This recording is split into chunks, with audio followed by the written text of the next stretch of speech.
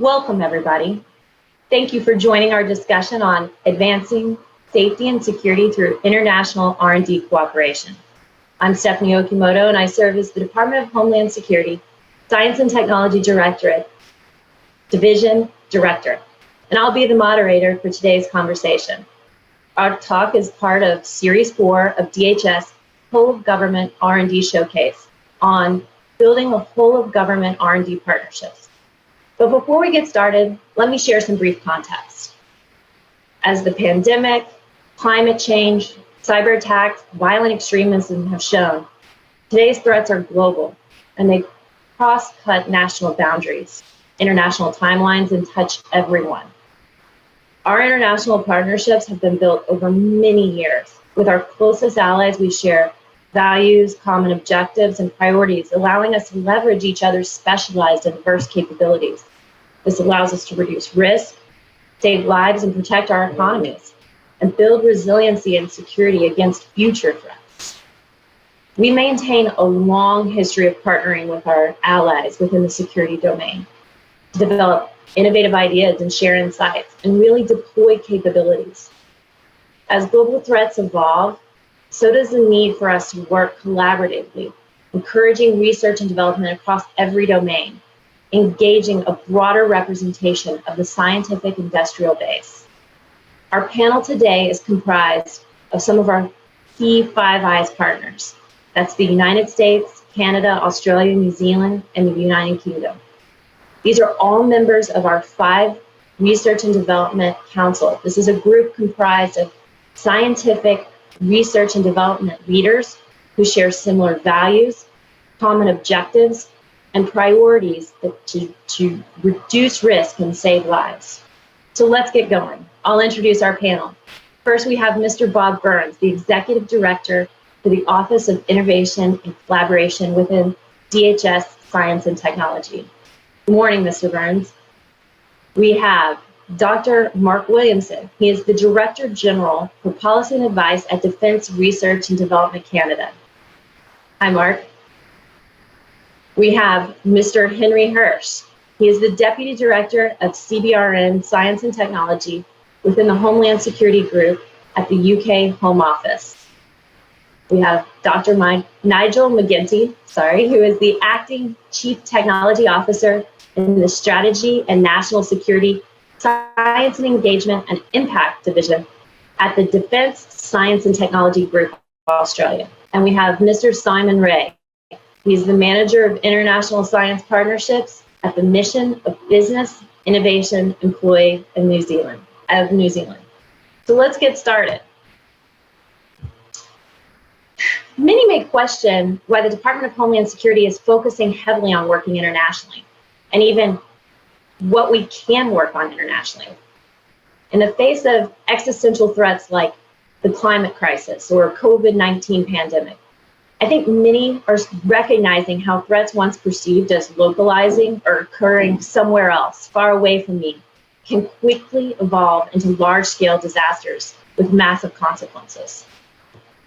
So Bob, could you please speak a little bit from your perspective? What are some of the benefits of international collaboration in R&D? And what are some of the priorities specifically from the US, particularly as it relates to this 5RD? Thank you, Stephanie. Appreciate the question. I think you said it. We are no longer isolated. We are no longer facing things ourselves. When I think of the international partnership, I really think of 2 words: global community.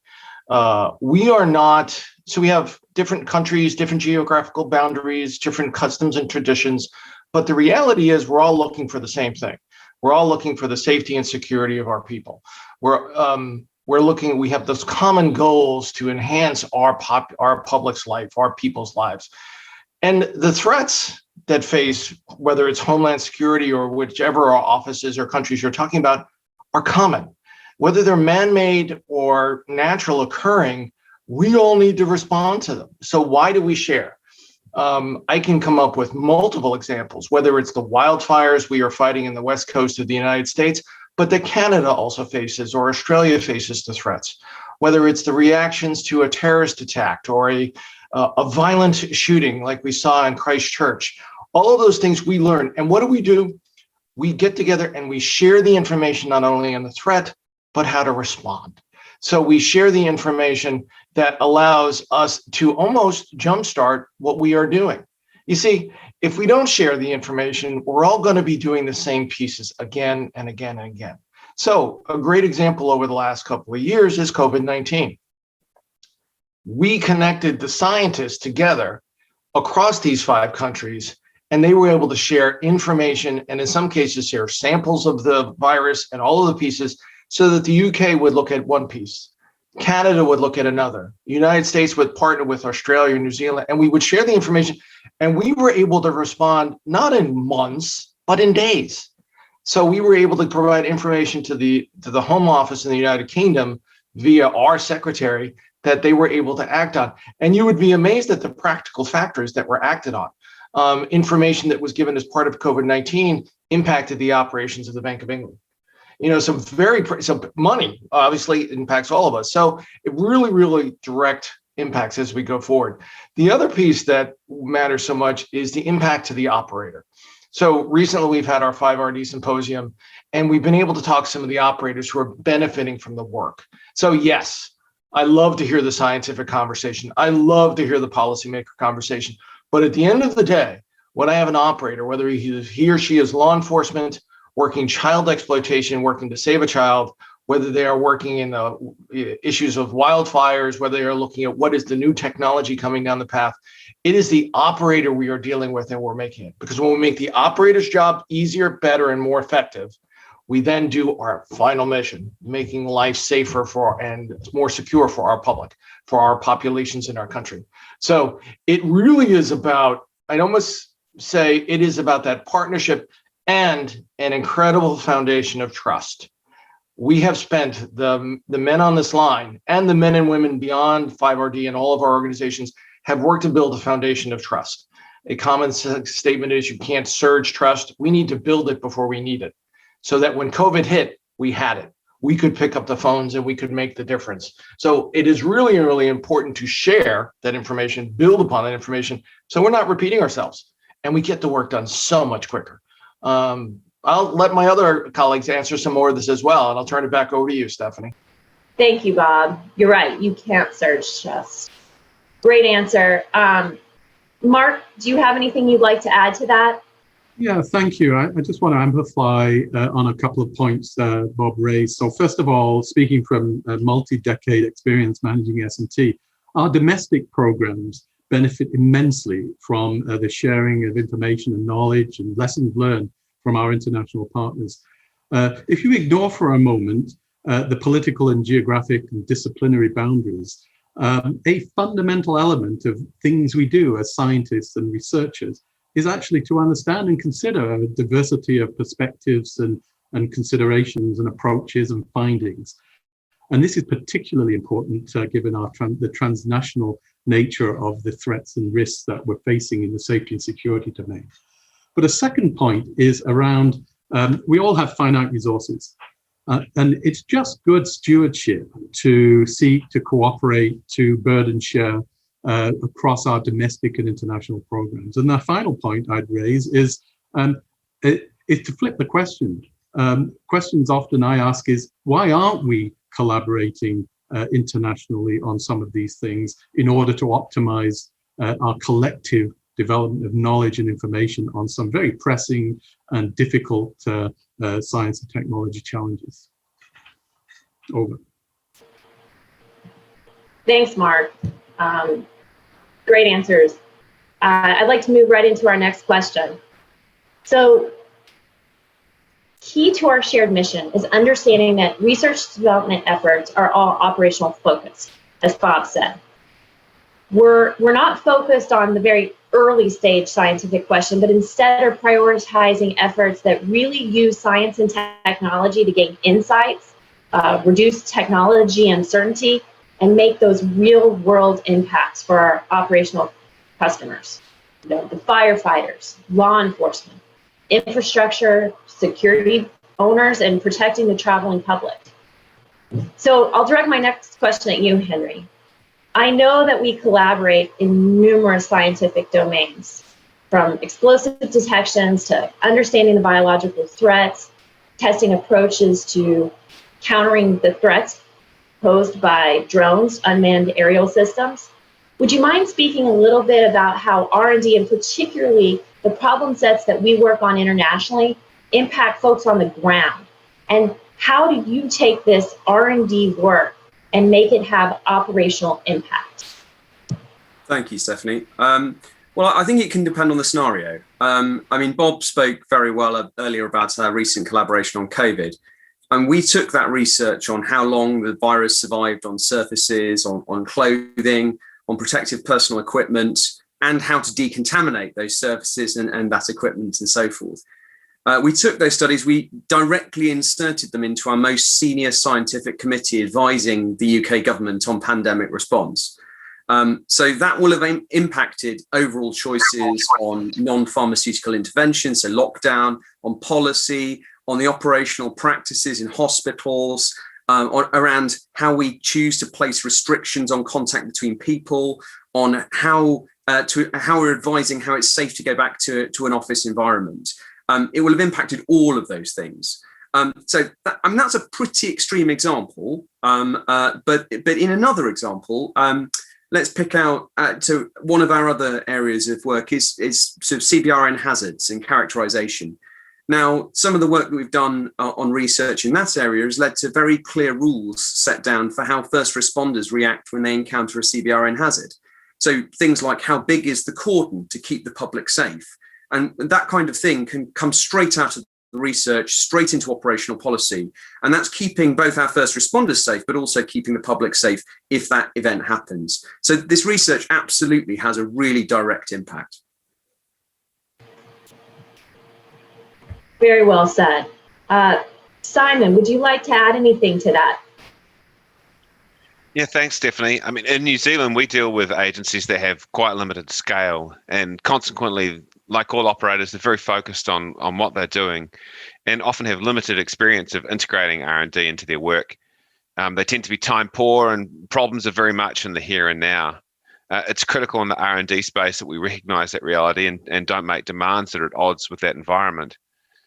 I think we're all coming back to COVID, and I think COVID's just been a great example of the power of R&D collaboration, and that's why we're coming back to it. And on this particular question, I think it's been an area where we've been able to deliver that tangible value to people on the front lines in a really timely fashion and in really efficient fashion.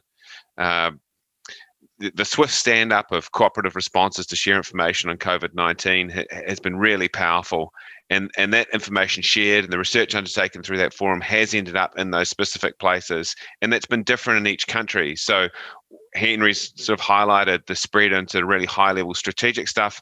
For us, some of the things that came out of the 5RD were used to trace one specific outbreak that had led to a lockdown in New Zealand because our COVID outbreak was quite different. But the same information is being used in those different contexts and it's having that real frontline impact. And in that environment, it's really easy to get traction with people at the front lines.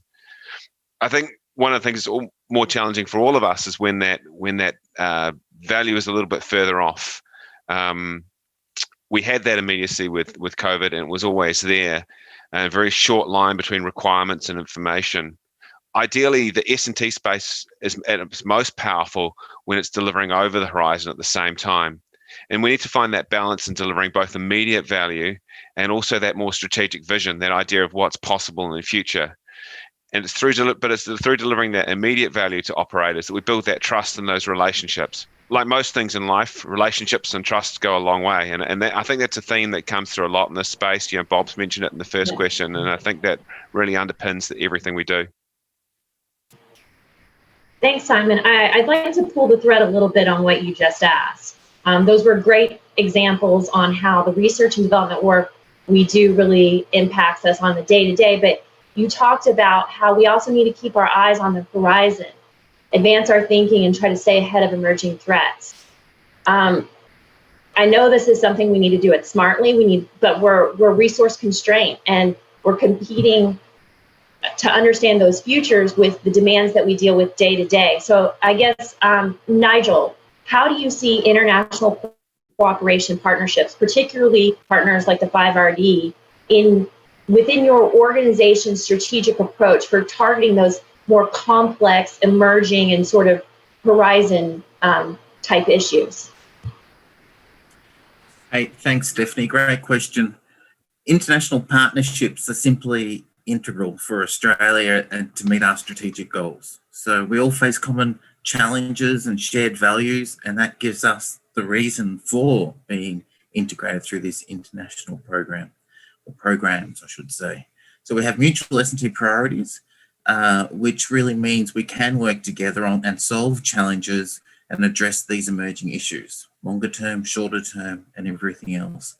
So we have 6 identified strategic priorities covering many areas such as border security, identity management, preparation, incident response, forensics, and intelligence and cyber.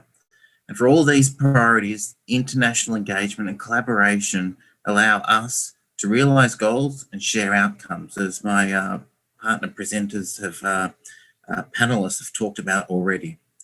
So in keeping our eye on the horizon, clearly the first step is identifying and understanding these emerging issues. So a large international community really helps with understanding and contextualising these issues and problems. In 5RD, we have the Technology Foresight Network, which really helps this very issue. The network provides different perspectives, and we can learn lessons from each other. We can learn the lessons from each other. Also critical for us is how we can rely on each nation by sharing this information, tools and techniques.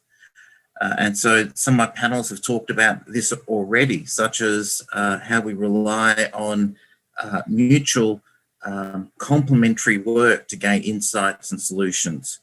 One example is the Combating Child Exploitation Network, where different nations have different focuses around digital forensics or identity analysis or social network analysis. And this is really the way that we can look at those longer term emerging issues, is by having deep expertise in different nations where we can build on that and grow. I think also what we need to be able to do is to have agility in the way we respond to these emerging problems.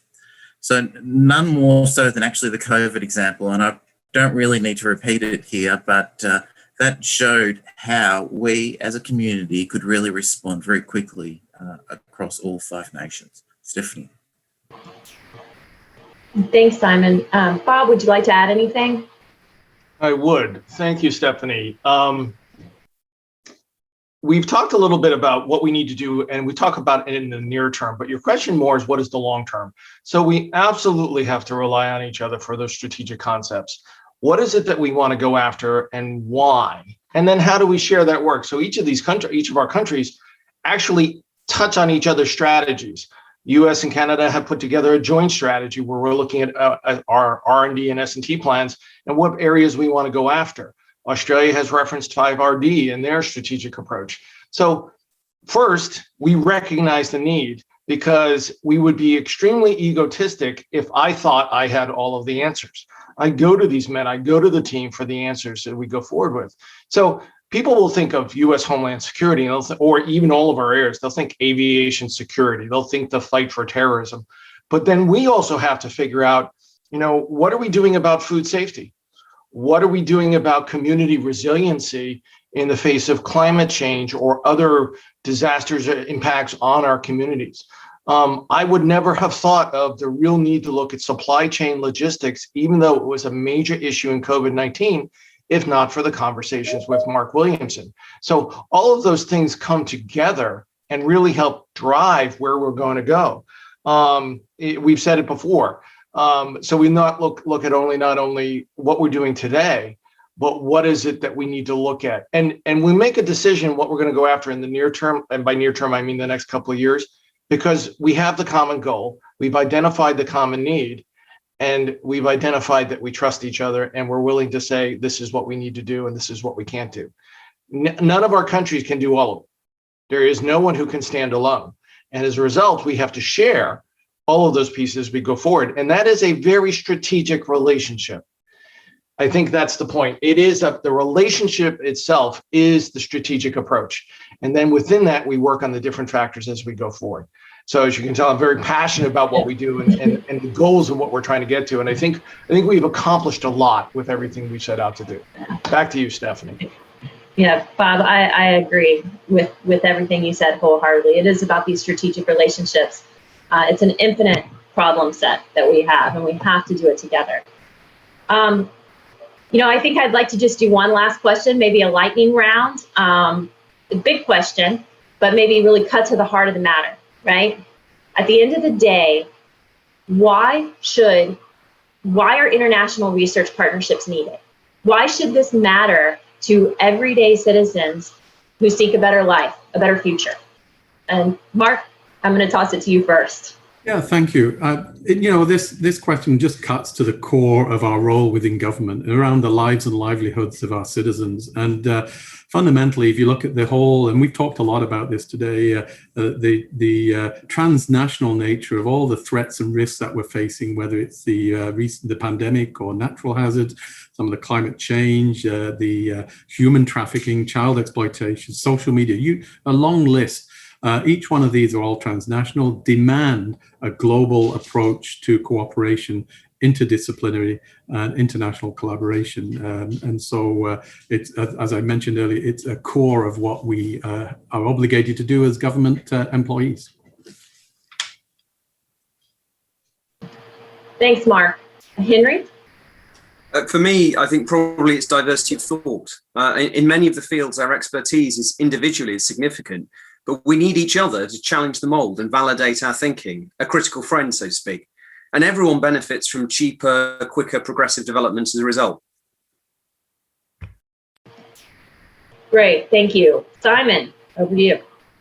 Yeah, I think it's pretty well known that pretty much every innovation of value relies on a combination of different pieces of knowledge. And I think it would be hard to believe that we possessed all those pieces of knowledge ourselves, and therefore we have to go out and seek them elsewhere. That's particularly important for a country like New Zealand, which produces 0.5% of the world's scientific publications. At the same time, our friends and colleagues benefit from us being small. That teaches us to be resourceful and ingenious, and we have our own way of doing things that comes about from that. And I think that's that diversity of perspective that Henry's talking about, and I think that's coming through as well. Great. Nigel, final comments? Look, I agree with Mark, Henry, and Simon, and I guess it really just highlights how aligned we are as a group of nations. But critically, what I'd say is that we all face common challenges, and we share common values. And through these common challenges and common values, we can work together to provide a safe and secure domestic and international environment for all of our people. Thanks. And last but not least, Bob, some final thoughts. Thank you, Stephanie. I started off with these words, global community. And I really, truly believe that we have common needs, common goals. We have a common humanity. And that is what draws us together as we work to solve those things. So whether we're looking at earthquake, response to earthquakes, hurricanes, whatever the disaster, the issue is, we're doing it together. Why should the average person care? Because we're not just scientists or policymakers or government people going off and having a wonderful time doing our jobs. We're doing this to protect our families, our neighborhoods, our ways of life, those things that we hold dear. And we're trying to protect them and maintain all of them at the same time. So what we do is for those people. It's for the people on the street, on Main Street, USA, and in London and Canberra and all of the cities across the world. We are doing it for them. And doing it internationally, sharing the information, we're doing it as effectively and as cost effectively and as quickly as we can. But at the end of the day, it is about doing it for the people we take care of, the people we love. Back to you. Wow, that was excellent. Thank you all so much. Thank you for the work you do. Thank you for the partnerships. I know I've enjoyed working with each one of you. This has been excellent. We do have a follow-up slide for our audience to learn more about S&T's international research partnerships and the whole DHS whole of government showcase. On behalf of Mark Williamson from Canada, Henry Hirsch from the United Kingdom, Simon Ray from New Zealand, Nigel McGinty from Australia, and my colleague Bob Burns with S&T. I am Stephanie Okimoto. Thank you again for joining our DHS Whole of Government R&D Showcase.